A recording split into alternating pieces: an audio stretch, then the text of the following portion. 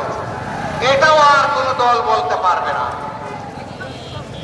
আমাদের নেতৃত্বের বাড়িঘরে বুলডোজার চালিয়ে বাড়িঘরকে ভেঙে তছনছ করে দেওয়া হয়েছে, এইটাও অন্য কোনো দলের ক্ষেত্রে ঘটে নাই।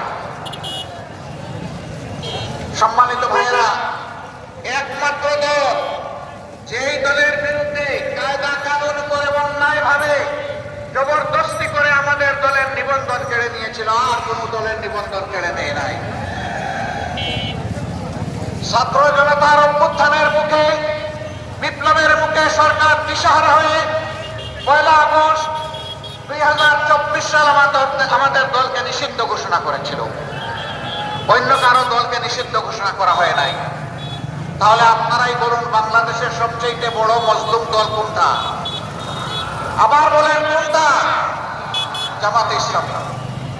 সম্মানিত ভাইয়েরা, শুধু কয়েকজন নেতার জীবন যায় নাই, আমাদের অসংখ্য কর্মীকে গুম করা হয়েছে, প্রশ্রয়ের নামে দুনিয়া থেকে বিদায় করা হয়েছে, ধরে নিয়ে গুম করা হয়েছে, আমাদের ঘরদুয়ার লুণ্ঠন করা হয়েছে, চাকরি থেকে বিতাড়িত করা হয়েছে, আমাদের জমি থেকে আমাদেরকে তুলে দেওয়া হয়েছে, এমনকি দেশেও থাকতে দেওয়া হয়েছে।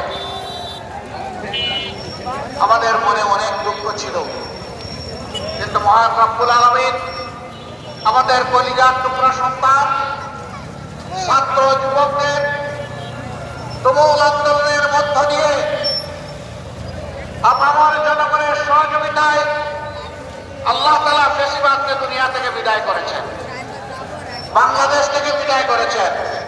অ্যাডভোকেট রুহুল আমিন বলেছেন, কবরস্থান, মসজিদ, প্যাগোডা, মন্দির, রাস্তাঘাট, কুল কালবাত সব মিলাতে পার্সেন্টেজ বসিয়ে সম্পদ লুণ্ঠন করা হয়েছে।